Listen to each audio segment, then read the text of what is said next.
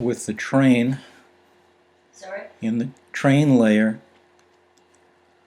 and as you can see, the train is sticking up in the air and the perspective is wrong.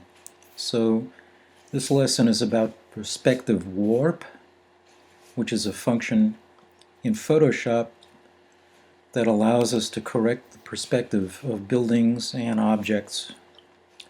And here we have two vanishing points. One is to the right and the other is to the left. So if we go into the edit function, staying in the train layer, click on perspective warp. It's a smart filter and it's going to allow us to build a matrix around the train and then correct it for perspective. So let's start a little above the smokestack and the light on the locomotive. Hold the left mouse button down and drag to the bottom of the train and back toward the caboose.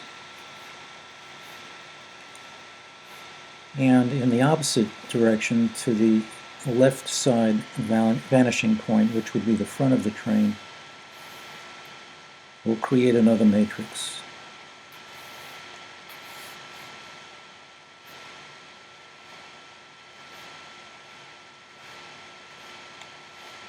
And they will join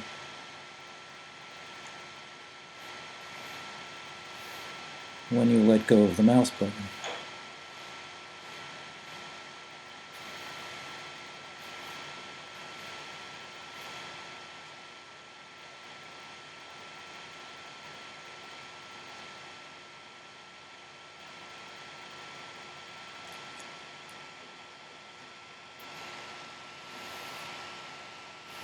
So now we're going to warp this, and the function for that is in the menu, and it's warp. It's in the top menu.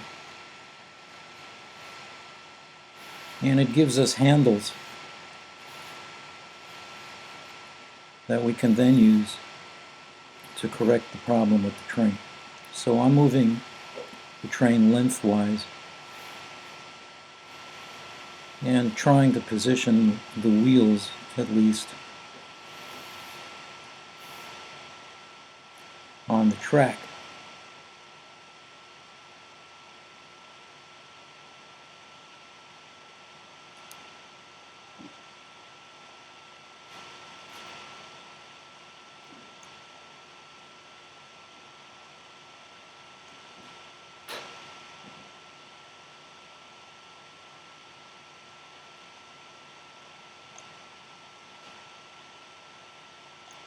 Keep the verticals vertical.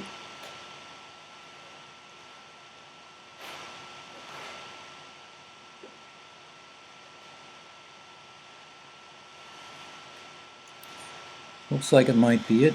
Pretty close to it. And you can see from front to back that things retain perspective. So we'll click the check mark to accept the warp, and that's pretty much it. It's not perfect, but it's an illustration of how perspective warp works. And that's pretty much what we can do in this particular image. We'll just save it.